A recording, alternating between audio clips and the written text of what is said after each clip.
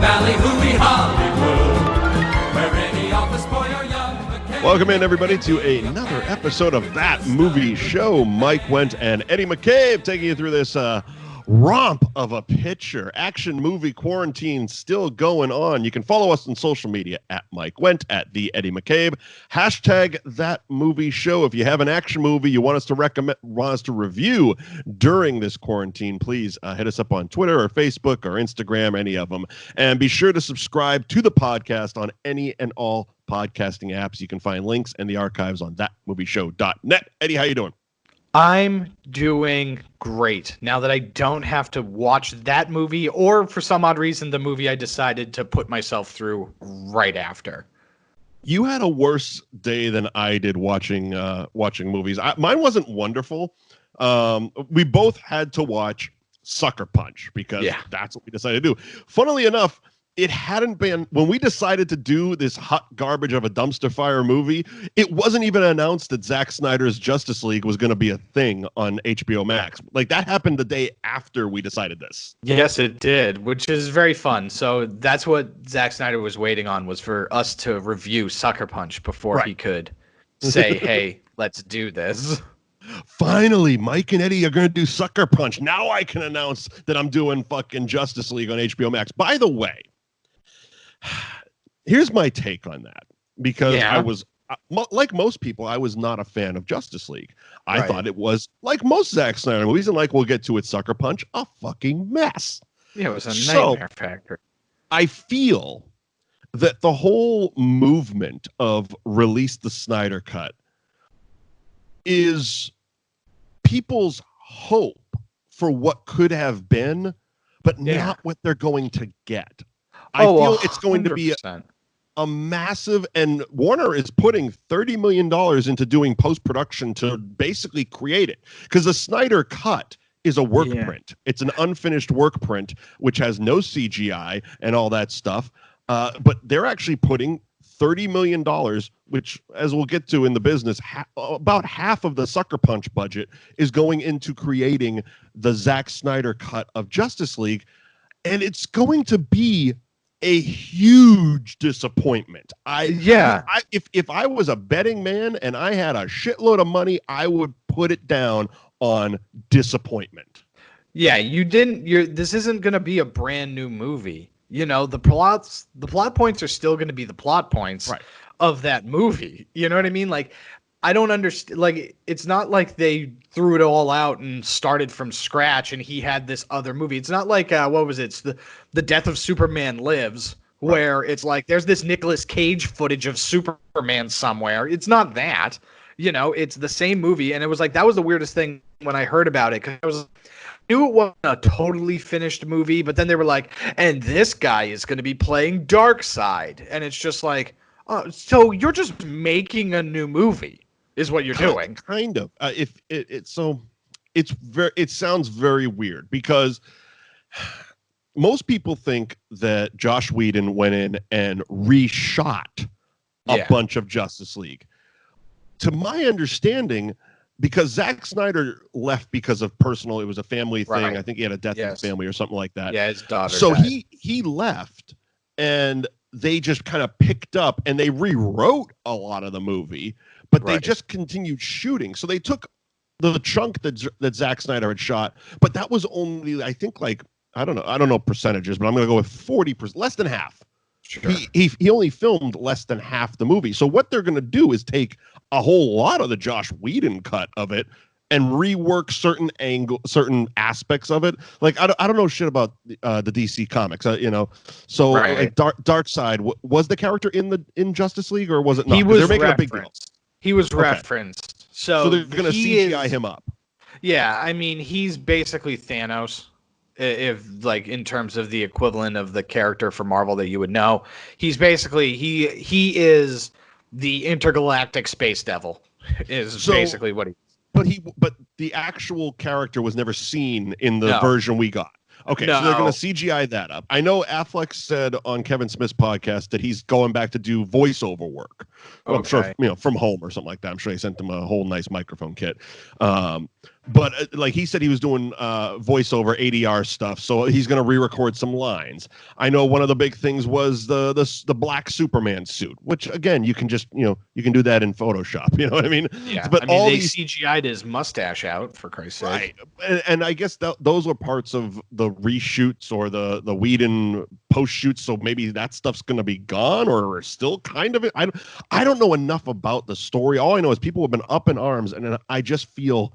Like I'm curious. I'm not excited about this at all. I'm more curious than anything else because I saw Justice League, and much like a lot of Zack Snyder movies, as we're going to talk about shortly with Sucker Punch, he's known for his extended director's cuts. Every movie he's made, it's like he's almost shit on the theatrical cut of it. He's like, oh yeah, but wait for the director's cut. It's like, dude, you need to do a good movie first before I watch a longer one. Oh, that's the problem with him in general, where it's just like, I believe, and I talked about it on my mini rant of Sucker Punch last time, where it's like, look, I think we've gotten to the place in movies where just make the movie as long as it's going to be.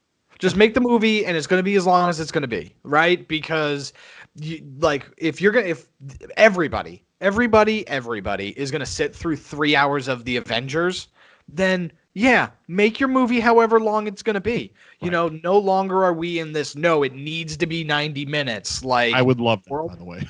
It's just like, look, tell the story that you're going to tell, and let's just do it. You know what I mean? Like, just make it happen. Because that seems to be Zack Snyder's issue, is that he makes these movies and it's like at 90 minutes, this movie doesn't make any sense and it's a schlocky mess. But for some odd reason, you're telling me that at 180 minutes, it's perfect. You know what I mean? And it's just like, so just make the 180-minute movie and, don't cut out a bunch of stuff. Also, well, here's my other problem. And it goes to when... especially him, because it seems like all of his movies have done this, where he like I said, he kind of passive aggressively shits on the theatrical cut and pushes people to the director's cut, yet he never takes his name off of a theatrical release. I mean, there is the director Alan Smithy for that exact reason. Yeah, right. Oh yeah, Google it. I'm not going to get into Alan Smithy right now. We don't have. That's a different podcast. And all the movies Alan Smithy has done. Right. But before we get into Sucker Punch, so I did right after Sucker Punch, because I signed up for HBO just to watch this movie. Well, not just to watch it. I was going to do the HBO Max anyway. I wanted to get in while it was still discounted. Right. But a movie I've been kind of not putting off, just, the timing, and I haven't been in the mood and blah, blah, blah. I finally watched Good Boys. Okay. How was that? Disappointing. Yeah, that's what I figured. It was disappointing, and it's a weird trend that I'm seeing. So basically, I had the same feelings I had about Sausage Party, which was, again, produced by Seth Rogen and that group. Yep. And marketed heavily on the fact that it's R-rated. Yeah. Sausage Party, the cover has a giant R rating across the front. Right. Good Boys, a giant R rating across the front. I remember the marketing being, the kids can't see this movie. It's so R. And another one that's not Seth Rogen related, but that we actually did in the archives, was the Happy Land murders. And it felt very similar to this, where, all the funny stuff is laugh out loud, drop dead funny, but they were all in the trailer. Right. And now the story just doesn't hold anything. There was I'm sitting there watching it. I'm like, this is funny. This is funny. This is really funny. They get into a action movie paintball fight with a frat house, and they're like sixth grade kids. Yeah, and right. It's funny. It was funny, but that's a very small portion of it, and the story just didn't do anything. There wasn't any meat on the bone, basically. Right. There wasn't any substance. It was fluff. It was, Seth Rogen is off shooting this movie, but he's going to put his money behind this little movie here for a couple bucks, and hey, it's going to be R-rated, and kids are going to say fuck, and we're going to laugh the first 47 times they say fuck, and then we're going to move on and be like, all right, what's the story? Oh, there isn't one? All right, cool, moving on. Again, I'm not saying it's a bad movie. It just could have been better. it's kind of a perfect quarantine movie. It's 90 minutes. Yep. You'll laugh a few times and then you'll forget it the second you turn it off. Of course. Like, it's one of those movies I'm so glad I didn't buy. Yeah. You know what I mean? Like I didn't go out and blind buy a Blu-ray of it. Like I'm so happy I didn't do that because there's been times where that's happened. And most of the time it's worked out. The one I always go back to is you suggested Bad Times at the El Royale. Yeah. I hadn't seen it. I missed it in theaters. And it came out on Blu-ray. You were raving about it. I'm like, all right, I'm going to do it. And I grabbed it on Blu-ray, brought it home. It was wonderful. Yes. Wonderful. Perfect blind buy. I've watched it a bunch of times now because I own it. This would have been one I'd be like, motherfucker. You know what I mean? I got now this is going to occupy space in my collection. Yeah, brutal. See, now I saw a worse movie, and that's an objective fact. I watched Cats. Not high. I watched Cats. So the thing with Cats is I hear you need lewds. Yeah. I know next to nothing, and I've never seen the stage play, right? Okay. So those cards on the table for anybody that's like a diehard Cats fan, I guess. But apparently there's just no plot in this movie at all. And after watching it, because I am, however, a fan of musical theater, right? So I've gone and seen stuff. I'm very excited about Hamilton coming to Disney Plus in July. That's going to be awesome. I saw that live on off Broadway in a touring thing. Saw Book of Mormon. I saw SpongeBob the musical, and I love SpongeBob. You've gone on record as saying one of your, if not your favorite movie, is Singing in the Rain, right? Correct. So I am a musical guy, right? Yeah. And so Cats I just haven't seen.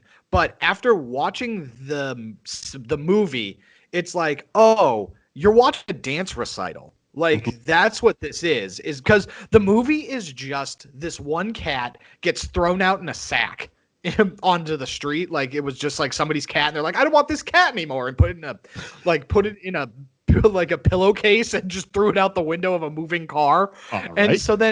And then the subsequent 2 hours of this movie is a bunch of cats being like, and this is Rum Tum Tugger, and he's a fat cat, and he likes to eat fat things. And he's like, oh, I'm a fat cat, and I sing a very bad song about being a fat cat. Yeah. And then the whole thing is that one cat is going to get, picked by Cat Judi Dench, and they're going to, be reborn or something. And it's just like, oh, there's no plot in this movie at all. It's just a bunch of cats introducing themselves. Then, if I was to watch the stage show and people were, in a full cat outfit, it would have been more appealing. But these hellscape of CGI human cats is weird as fuck. And because didn't they? I mean, they had suits and makeup, but then they actually went in and made them digital. Is that because I remember stories about them basically while it was still in theaters. The studio going in and adding CGI to the already existing makeup and suits, and then did they digitally remove a butthole or something? I've seen that a lot online. I don't know. Assume that can't be real that they put cat buttholes in there. Well, I mean, what was the movie rated? I don't even know. Probably PG. Yeah. Any cat fucking or anything? No, nothing like that. All right, then definitely have to be PG. It was garbage. It was hot garbage. That being said, if you were high, you'd have a nightmare. You'd have a bad trip. It would not be fun. It would not be fun. But I did also start something, so be on the lookout here on thatmovieshow.net. Mm-hmm. And then we'll have links to everything. But sure. I started a film project. I am going to be watching, much like I did with the Marvel movies. Yep. I watched all the Marvel movies leading up to Endgame's release. I'm deep diving into all of the Disney princesses. So I watched 1937's Snow White. Yeah. And so I started there with Snow White, and that was a very delightful movie. Sure. There was a very delightful movie. You can wait for my review everywhere for more specifics, but Are you planning on doing them chronologically? Do you have an order chronologically? Yeah, so it's going to be chronological in order of release. Okay. There's a little bit of criteria, and like I'll release I have like a blog, like a written blog post of it, and then I'll release the videos. Yeah, I'm gonna because there's two things that I noticed. Like when I started doing the research initially of it. One, Elsa and Anna are omitted from being official Disney princesses. Go on. For some odd reason, and I can't find why, and I'll keep digging, but Anna and Elsa are not included in the official Disney princess pantheon. It's Snow White, Cinderella, Sleeping Beauty, Jasmine. Hold on, I have the list. I have the list right here, but it's basically everybody you would think, minus Anna and Elsa, and adding Merida. Merida, yeah. Yeah, I remember that. Okay, so because I was going to say, could it be that they just haven't been coronated yet? Because I remember watching Merida's live coronation at Walt Disney World. So the thing I would say about that is that we've had 2 Frozen movies. So I don't know. I mean, it did happen a solid, I'd say 5-6 years after Brave came out. Brave was a forgotten property at that point, and they were like, we need something to do this week at the parks. Yeah. So the official princesses are Snow White, Cinderella, Aurora, Sleeping Beauty, Ariel, Belle, Jasmine, Pocahontas, Mulan, Tiana, Rapunzel, Merida, and Moana. And so Moana got in there before them, huh? Right. So that's why, because Frozen was released before Moana. Right. So I don't know how she's official, but whatever. And is the Dwayne a princess, or how does that work? And then so I'm just watching the theatrical releases. I'm not watching any of the direct to DVD or VHS movies. I was going to ask if you were going to do sequels as well. No.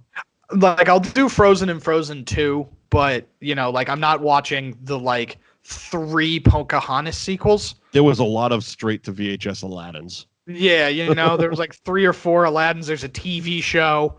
You know what I mean? So just in the order. And then if I start doing TV shows, I'm pretty sure that there's 2 TV show princesses, and it's just look, I'm sticking straight to theatrical release. Gotcha. That's what I'm doing. It just keeps it close. When can we expect the first one? So probably I'm gonna either release it Wednesday or Friday. Okay, cool. So be on the lookout. Thatmovieshow.net for that. You ready to jump in the sucker punch? Oh yes. Okay. You are safe. It's all safe. What you're imagining right now, that place can be as real as any pain. Don't be afraid. You have all the weapons you need. Your fight for survival starts right now. I'm gonna escape from here. There's armed guards everywhere. If Blue finds out, we're dead. We're already dead.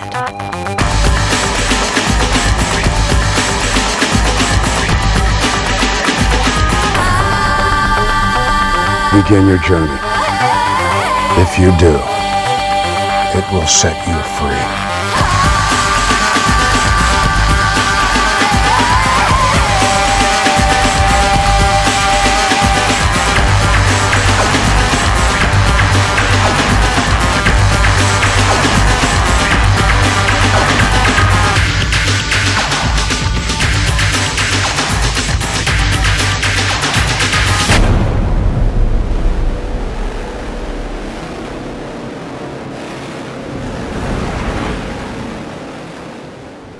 So this movie is a goddamn fucking dumpster fire. Yeah, it sucks. And I hate it. Sucks or punch. It's yeah. I watched it. I watched the extended cut. The difference in them is I have it here somewhere. It makes a little bit less sense. None. It's 18 minutes longer. The theatrical was 110 minutes. And the extended cut is 128 minutes. And I literally finished it, and sat in dead silence to the point the Roku screensaver came on. It must have been 10 minutes where I just sat there being like, what? I don't know how to describe what I just watched. I do, and not in a good way. Not in a, oh, that was awesome. I don't know how to describe it. Just go see it type of way. You know, because I could say the same thing about Once Upon a Time in Hollywood. My brother and I left that being like, I really enjoyed that, and I don't know why, but I really enjoyed it. This was shit, and I don't know how to describe how shit it was. It was just shit. Before we get to the shit, let me do the budget, the bullshit to get out of the way. Let's see. Okay, released March 25th, 2011. Had a budget of $82 million.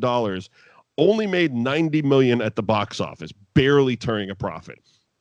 Written and directed by Zack Snyder, and it stars Emily Browning, Ashley Cornish, Jenna Malone, Vanessa Hudgens, Jamie Chung, Carla Gugino, Oscar Isaacs, Scott Glenn, and a wild John fucking Hamm shows up for 5 seconds at the end of it.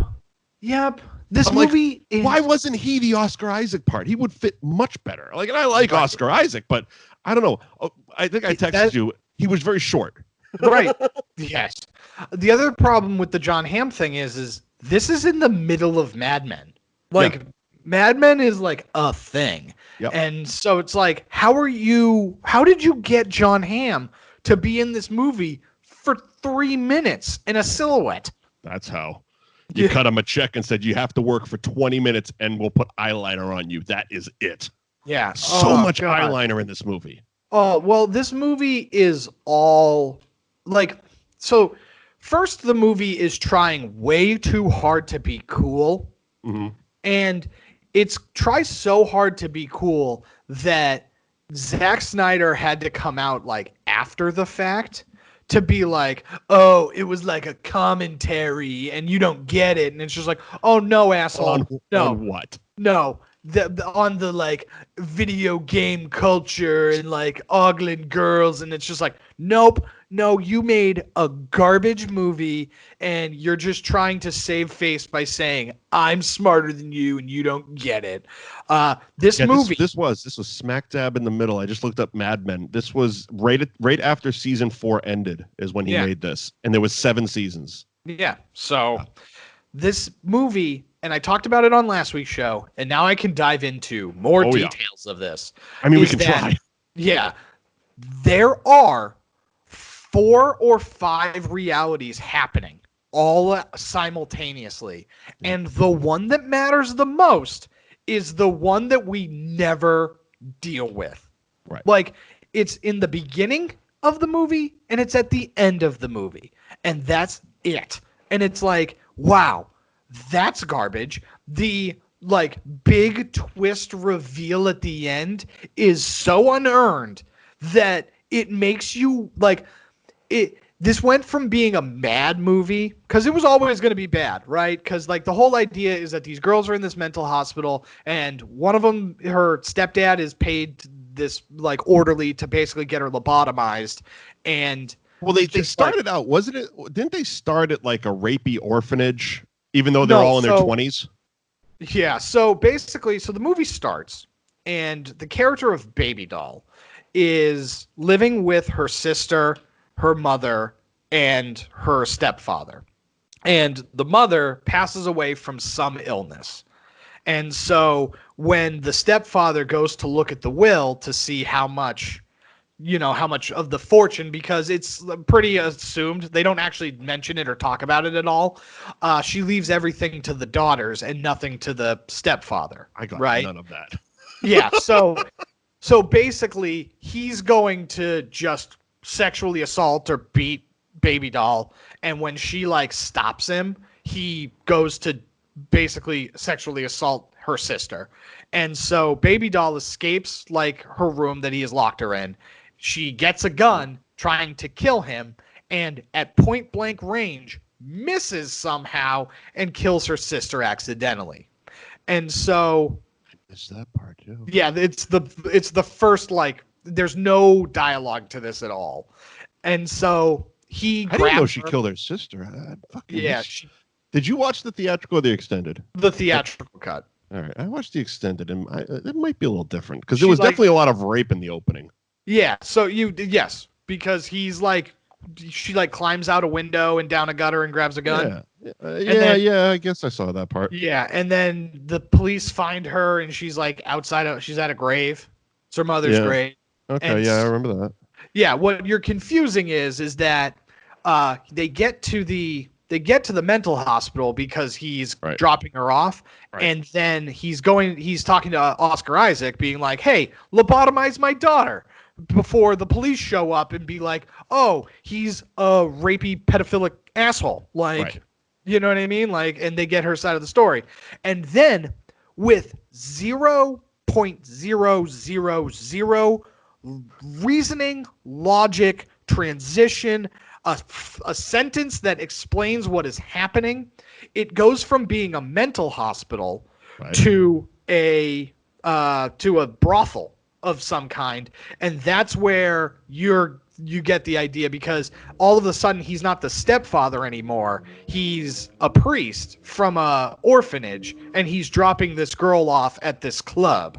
Okay, yeah, because they kept calling them orphans, and then it basically turned into like showgirls school, right? And so now because Carla Gigano is kind of teaching the girls how to dance, but they're definitely whoring them out to high rollers. It's all very vague. Right. It's all very vague, and nothing makes a hell of a lot of sense. That's my biggest problem with the movie is nothing makes sense. Like they just kind of go from one thing to the next and then here's my bigger problem is the whole time they keep, every time they do one of these, I don't even want to call them flashbacks, but fantasy sequences where Babydoll, I suppose she's the blonde pigtail one, she's the Harley Quinn looking one. Okay, so Harley Quinn closes her eyes and starts to dance. Correct, which we never actually see. That's my biggest problem. The payoff of this movie was finally seeing this wildly hypnotic dance that just makes men into jelly, basically. Yes.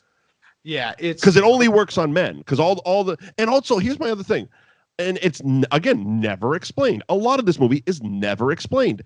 How are the other girls in her fantasy sequence interacting with her while they're all still actually in real life pickpocketing people, I guess? Yeah, and also not in a brothel. Don't understand this movie. so basically what's happening is that in when the first sequence, where the fuck does Scott Glenn come from?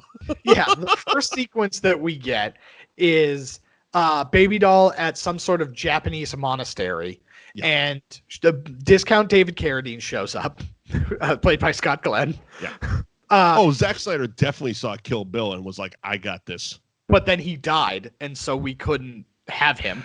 Right. You know? And so basically he sits out and like expositions the shit out of her, being like, hey, you're gonna die, and if what you need to do is you need to get all of these things. You need to get a key and a map and a lighter and a knife, and then a mysterious fifth thing that only you're going to be able to do, and you're going to need to like figure that out on your own. But that's how you're going to be able to live. And it's just like, okay, so stupid.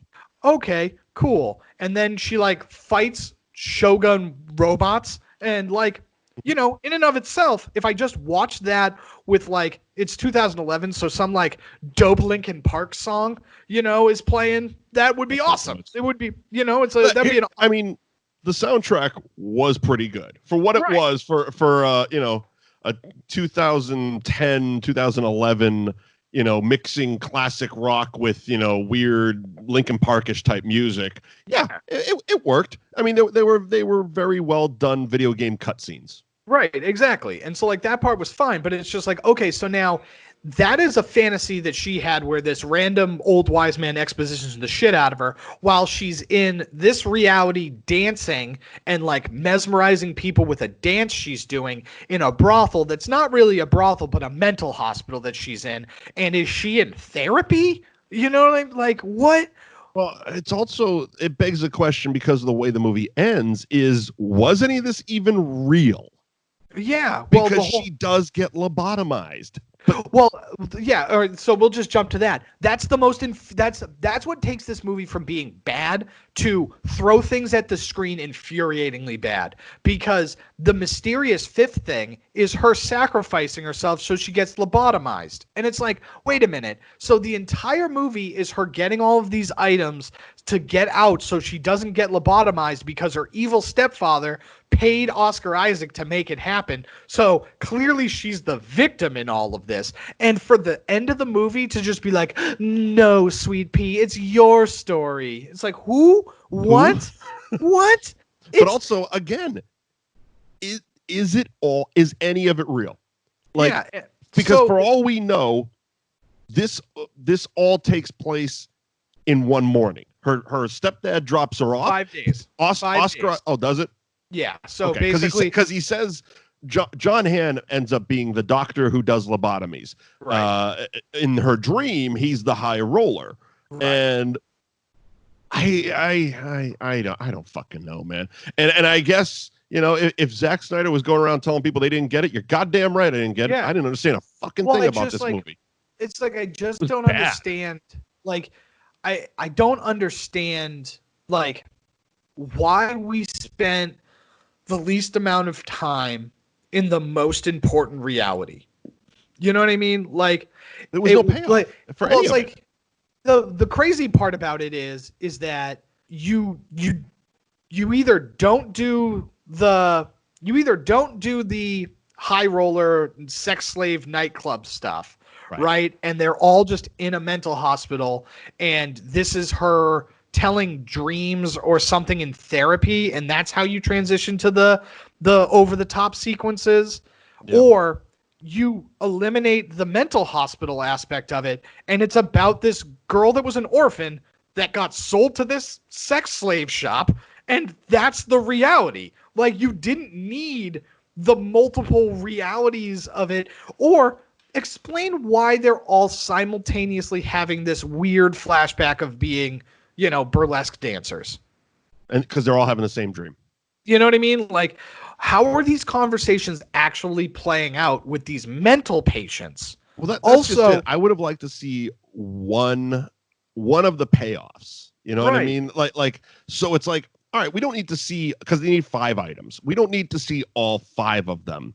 But it's like we get just the slightest glimpse of it with the chef and the knife because the radio gets fucked up and they snap back into reality. But it's like, I would like to just see one of those missions play out just to see what the hell they're doing on the other side of not killing zombie Nazis. Yeah, right. Because in the reality that we watch as the audience, the first thing they're trying to do is get a map, right? And so David Carradine ripoff Scott Glenn comes in and is like, hey, you have to cross no man's land and you have to steal a German map before they get on this Hindenburg.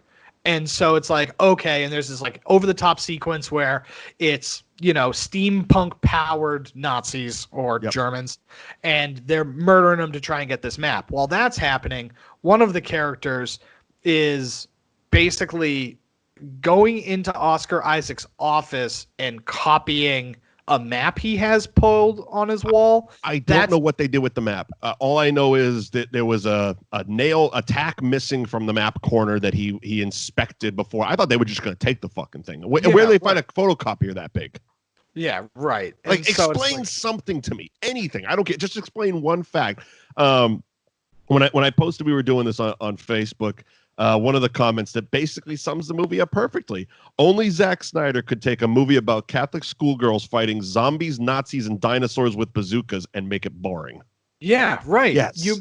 Because you watch the movie. Because that side of it, I would be like, I think I text you. It's like, he definitely wanted to make a Fox Force 5 movie. You know, the basically Kill Bill is, you know, what it was. It's a team of hot chicks fighting weird shit, and Scott Glenn is their Charlie or their Bill. You know, and that would have been fine.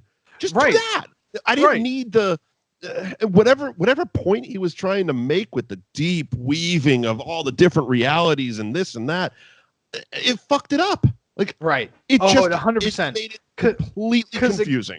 Because again, the all of the individual sequences, right? Because the first one, they're in World War I fighting Germans that are steampunk Nazi zombies or something. Yep. And that's cool. Like from start to finish, that's cool. Then they fight a dragon in like a castle and the dragon's flying around and there's fire and it's like, okay, that's cool. The first sequence where she fights the 3 shoguns and it's like, okay, that's cool. Right. Then they're on the train and they're like fighting robots on a space future train. And it's like, okay, cool. Like all of those things in and of themselves are cool sequences, but the skeleton and the meat that goes around those sequences it's garbage. It is absolute nonsense garbage. And it's like it would have been a better movie. It would have been an okay movie if it was just a Matrixy Kill Bill, which is what all that cutscene shit was. It was, but as a moviegoer, you're trying to follow a story. You gave me 2 hours and to tell me a story. And I don't know what the hell you're saying. And people are like, you just didn't get it. I understand movies. I can follow a story. But the story needs to be told. This wasn't told. Well, he didn't tell any fucking story. He started a bunch of stories. Right. And never finished them. Yeah. And then on top of that, there's a trope in student films, right? And like everybody's done it. I've done it. Everybody that's gone to film school has done it, where you think you're clever by like pulling a 180 out of, on the audience of like, oh, but like the end of this movie is so infuriating because they finally get everything they need. Now, again, there's a couple of things that they don't talk about because there's the character Rocket who actually gets stabbed by the cook. And so she actually dies. Right. But then there's the Chinese girl and Vanessa Hudgens that Oscar Isaac shoots. Yep. Like he straight up shoots them. Right. And so they're dead. But again, because we're living in this reality where it's like, what did Oscar Isaac, the orderly in this mental hospital, murder 2 patients? Right. Did that happen? Is that happen? Is that what happened? What are you talking about? Like, how did, like, and so then they're trying to escape. They're trying to escape from the mental hospital. And there's like a group of guards outside because they pulled the fire alarm because they set a closet on fire. And then the main character with zero motivation goes, oh, the 5th thing is I need to get lobotomized. And it's like, well, that's counterproductive to the entire movie that we've just watched. The whole reason we started doing this whole nonsense about getting the stuff was so that you could escape because you shouldn't be lobotomized. And then you just turn around at the end of the movie and you look at the one person left standing and it's just like, no, this is your story and you need to be the one to leave. And it's just like, first of all, you've known this girl for a week and you like, again, because we haven't work week, not even a full week. Yeah, a work week, not even a full week. And we haven't been in the actual mental hospital aspect of this. So we have no idea how cuckoo banana this girl actually is. Right. Because the chance of those 4 girls just all having shit luck and being sent to this mental hospital is unlikely, right? At least 1 or 2 of them is actually going to be trying to eat paint. You know what I mean? Like that's, 1 out of 3 of these girls definitely is bananas, right? Yeah. And so it's like, so you just let this one girl go and just leave. And then you let John Hamm lobotomize her and you look at it and he's like, oh my God, did she looked at me weird? Oh no. Like, it looked like she wanted, it's like she wanted me to do it. It's like that scene in The Departed where Nicholson shoots the 2 people and he looks down, he goes, did you see that? He felt funny. That's the same thing. It's like, oh, she looked at me. So fucking what? You just jammed a spike up her nose. Right. Like, she's going to be looking weird for a while. She's got a chunk of her brain on the tip of your spike. Yeah. And so, and like, And so then Oscar Isaac comes in and is going to sexually assault her. Oh, right? Definitely. He's going to sexually assault her. But now she's an old pudding head, so he can just rape her without any recourse. Right. But because John Hamm realized something was wrong after he lobotomized this girl, like he talks to the head psychiatrist and was like, "Hey, why'd you say this girl needed a lobotomy? Like, why'd you?" And she's like, "I didn't." And then that's how they figure out Oscar Isaac's been like, forging signatures and stuff. And so then signature looked like a child wrote it. It was bad. Right. And so then they end up arresting Oscar Isaac for doing this. And it's just like, okay, so if Oscar Isaac was going to get arrested anyway because we figured out that he's been forging signatures, right? Shouldn't you do this before she gets lobotomized so that she makes the sacrifice but then doesn't get the repercussions? Like, isn't that how the movie's supposed to go? No, because now this poor girl who shouldn't have been lobotomized in the first place is just, like, gone. She's just been lobotomized and her evil stepdad won. But again, we don't care because we talked about a nonsensical brothel the whole time. Here's what happened. Hate this movie. Zack Snyder watched Kill Bill. He watched Showgirls, and he watched One Flew Over the Cuckoo's Nest in a weekend, and was like, "I got my movie. I got this. Just make it all women. I got it. I got this." Yeah. I keep going back to it. I can't believe, especially after 3 Star Wars films, how short Oscar Isaac really is. Yeah. Because I watched that and I was texting you during the movie and I'm like, is Carla Gigano tall or is he short? And then I saw him with a couple of the other girls. I'm like, he's actually really short. Yeah, because he's like standing next to what's her name? Vanessa Hudgens, and she's not super big, you know? No. And so he's a short guy, which weird because they make him look like tall in the Star Wars movies, or at least average height. Like he's as tall as everybody else. Let's see. Fucking movies are fake, man. Yeah, I mean, even Arnold Schwarzenegger, he's also 41. I didn't realize that. Oscar Isaacs, I believe that. Yeah, I didn't realize that. He's one of those guys that every time you see him, it's like he was an adult forever. Yeah, right. When was this guy young? It's like a Walter Matthau or a Jack Lemmon. It's like, were they just born 70? Yeah, he's 5'9". I mean, that's not short. It just, I don't know. Yeah. Check, what are you on? Actorsheight.com or something? Yeah, I'm on actorsheight.com. I just Googled it. I Googled Carla it. Gigano. See how tall she is. Yeah, let's see. Because that was the one where I really saw it, and I was like, what the fuck? She's 5'5". She's shorter than him. Was she wearing 2-foot heels? Probably. She's an attractive woman, though. Yeah. This movie was awful. This movie, and it had a bunch of good people in it. Like, yeah, like I like Oscar Isaac. I like Carla Gigano. Like, I like almost everything she does. Right. John Hamm at the peak of his Mad Men-y. Even Scott Glenn. Scott Glenn's done a bunch of good stuff.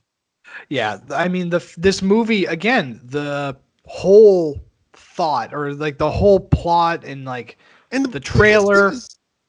Warner Brothers paid $82 million for this. Why can't we get a movie made? I know. Well, what? I think that's what angers people like you and me a lot. It's like, this was so bad and it cost $82 million.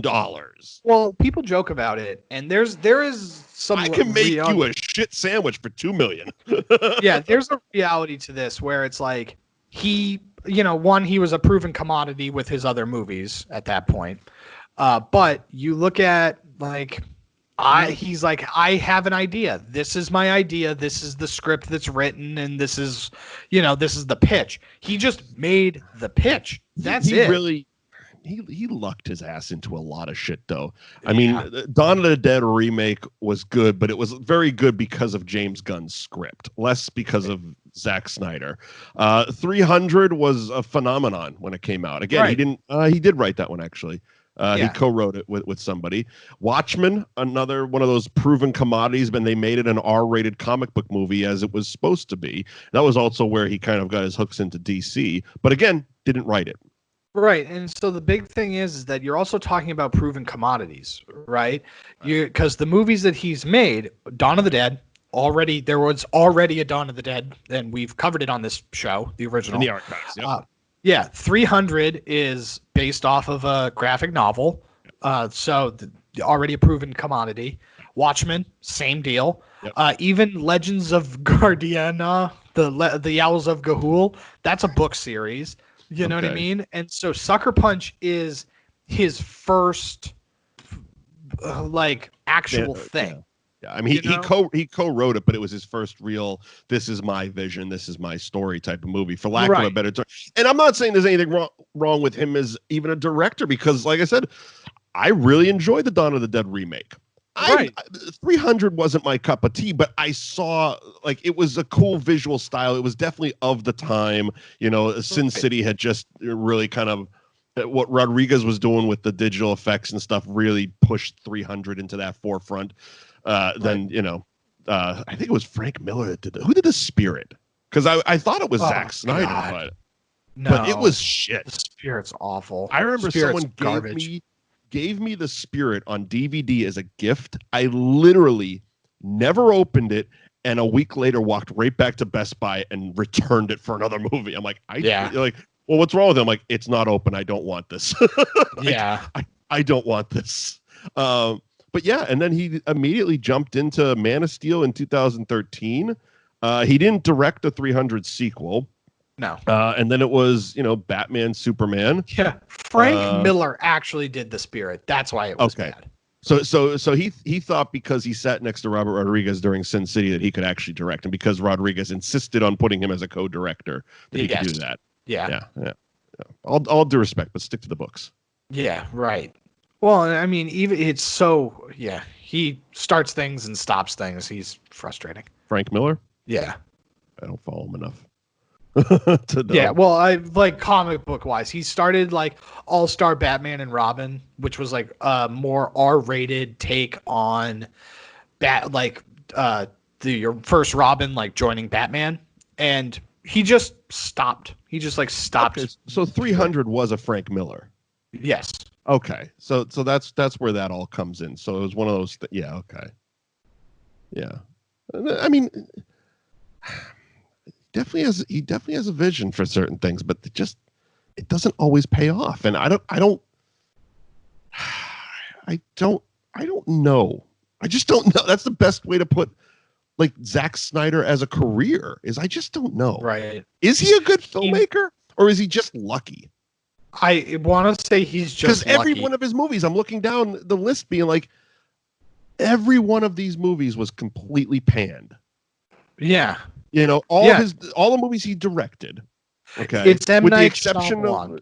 Yeah, he did it exactly because Dawn of the Dead was good, Sixth Sense was good, and then he just kind of kept riding that wave, and people kept shitting on the movies, yet they keep letting him make them, which is weird. Yeah, and they just get bigger and bigger, and now that's why we started with the Justice League thing today, because it's Warner Brothers is putting another $30 million into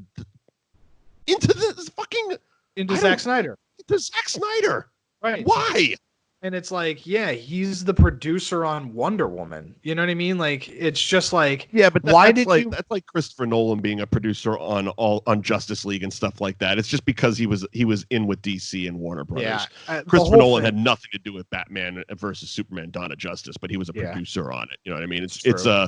It probably has to do with contracts or something like that. I got a deal to be involved somehow, and if Batman's involved in it, blah blah blah blah blah. Or it could be an honorary thing. Here's $1 million. Just put your name on this so people will come and see it. Yeah, I just don't. He's just not a draw, and I don't understand why. I don't understand why they feel like he is. I would have turned the keys over to Kevin Smith and seen what he could have done with it. Rather than Zack Snyder. And even so, again, I just keep going back to it. $30 million is a lot of money. A lot of money for what is going to be. And I don't always speak in absolutes, but I can absolutely say it's going to be a disappointment. It is, because it's not going to be the 100% different movie. It's not going to be the... People need to have something to hope for. And for a while, the DC fans had the Snyder cut of Justice League because it didn't exist. Right, 100%. It can be the greatest movie you put to your brain because it doesn't exist. Now they're actually going to be able to point and go, nope. Yeah, it's Al Capone's vault. It's Al Capone's vault, right? It's like, oh my God, this holy grail of all this crime stuff is, in Al Capone's vault. And then you actually open it up and there's just an empty oil drum. You know what I mean? Like that's it. It's like, okay, so the budget of that movie was $300 million, right? Justice League. Justice League. So for $300 million, that was the movie we got, right? Now, to be fair, it did make its money back, and it made a box office of $657 million. They doubled their money and change, yeah, you know what I mean. So okay, you have the ability to throw $30 million into it, just because if the idea is that I'll be able to get those back in subscriptions for HBO Max. I do get that. Now if you're telling me that like the budget was $300 million and they only made $330 million, then it's like, oh no, I'm definitely not doing that. But you made enough money back. And I do think whether it's going to be good or not is going to be a podcast for a different day. Oh, yeah. We're definitely going to do it. We're definitely going to do it, but that'll be a year from now. But yeah, but yeah, and I'm sure it will. I'm sure it will get subscribers. I'm sure people will check out HBO Max just for the curiosity factor. Like I said, I've put links up to our Facebook page and stuff because I am curious. Right. I'm not excited. I didn't like Justice League, and I don't believe you can fix a bad movie with more CGI and voiceovers. Like you can't, because you can't go reshoot it. That's not going to happen. No, and the crazy part is, so from what I heard originally about what the Snyder Cut is that everybody's big criticism with the dark in DC, like the DC universe, is that it is too dark and too brooding, and it's not indicative of the characters. Like correct. All of the DC, like when it comes to Marvel versus DC in terms of characterization, Marvel's characters are supposed to be much more grounded and real and gritty, and like whether overtly or subvertly, they deal with real issues. Like the entirety of the X-Men's entire origin is like, differences and discrimination, right? Like that's what they deal with. Sure. Whereas DC's counterparts is that they're these larger than life superheroes. They're what you think of when you think of Superman. You think of truth, justice, the American way, like that, all that nonsense. Yeah, you think of Hulk Hogan. And so from what I understand about the Snyder Cut, and is that Justice League was going to basically hit a reset button. So the movie was going to play out, and through the events of Justice League, a reset button was going to be hit, and all of these characters were going to basically turn into more, I don't want to say lighthearted versions, but more comic true versions of themselves. And it's like, okay, that would be cool, but what is this movie going to be? Like, that's definitely not going to do that now. Yeah, how are you going to do that now with a movie that happened? I mean, this movie was already 120 minutes. Are you going to add another hour to Justice League to make all of that happen? Yeah, like, I mean, realistically, probably. It's probably going to be a 3-hour movie. Unless he's taking out stuff to replace stuff. I hope somehow doing that. But yeah, it's funny because when you were bringing up the analogy of the reset button, I just kept thinking about, because we did Suicide Squad in the archives, and it's like DC has done a shitload of resets. Yep. Like they've rebooted themselves almost every movie, including Suicide Squad, but not really. It's like they're, I don't know. We mentioned it enough during that. There's no Kevin Feige. in DC. Right. At least it doesn't seem to be. There's nobody with one singular vision. It's like, this is where we're going. So it's like, I don't know. Like, so they always, like, when you're growing up and you're playing sports, right? You know, inevitably you're going to be down by a lot, right? A lot of points. Sure. Right. And I had a football coach once, and I know that he didn't come up with this. And I know that, you know, this is definitely something football coaches say, right? Is like, look, we're down by 3 scores. We can't score 3 times on the next play. So just focus on the next play, and then and we'll make our way back. And so it's the same idea with because when it comes to score until you score. Right. Right. But it's just like, it's the same idea where it's like, I feel like Warner Brothers and DC Comics are so behind the 8 ball when it comes to everything that Marvel did, that they're like, we need to have Endgame and Infinity War yesterday. Yeah. And, you know, we just need to do it. We just need to do it. And then we'll have our fun Guardians of the Galaxy movie and Suicide Squad. What? People hated it? Oh, no. What did they like? They liked Harley Quinn. We'll just make a Harley Quinn movie. What? They hated that? Oh, no. We'll just do another Suicide Squad. But we'll bring in the guy that did. What? I didn't like the Harley Quinn movie. I fell asleep quite a few times. Way too much narration. I thought it was fine. The problem with a lot of that stuff is like, it was long. It felt very draggy. Yeah. Again, it's just like, you have this entire pantheon of characters and you're just afraid to use some of them.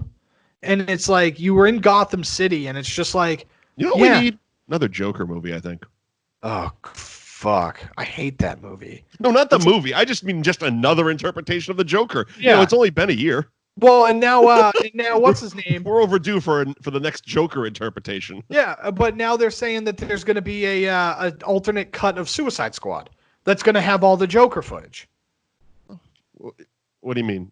So Suicide Squad or Harley Quinn? Suicide Squad. So the one that already came out? Yeah, the original one. Well, there is an extended cut of that. I have it on Blu-ray. Yeah, but there's even more apparently with Jared Leto. I mean, they added a bunch to the extended version of it. They added most of the extended stuff was his stuff. Yeah, but it's like that movie's so gone at this point. Yeah, stop. Oh yeah, but it. You're not gonna fix what's already so fucking broken. It's like just leave it. It's dead. Yeah. Stop picking at that thing. It's dead. Yeah. Yeah. Just like Sucker Punch. Just like dead. Sucker Punch. I fucking hate that movie so much. Terrible. That's Sucker Punch? That is Sucker Punch. What are we doing next week? Let's do Beverly Hills Cop. Oh, thank God. Finally, we can do a fun movie. Yeah. God, this one took a lot out of me. It was bad. It was bad. I need a good palate cleanser after that one. Yeah, 100%. Absolutely 100%. The hardest part is like watching these movies sober. Like I watched it in the morning with my coffee, and I'm just like just getting angry instead of not paying attention. Yeah. And again, the end of that movie, I just wanted to throw something at the window. I don't know. There is no ending really. Yeah. Nothing really ends. It's all just make believe. It's all silliness. But anyway, yeah, that's Zack Snyder's Sucker Punch. Sucker Punch. Son of a bitch. Anyway, thanks for joining us on That Movie Show. Please come back next week. We got a good one. Beverly Hills Cop.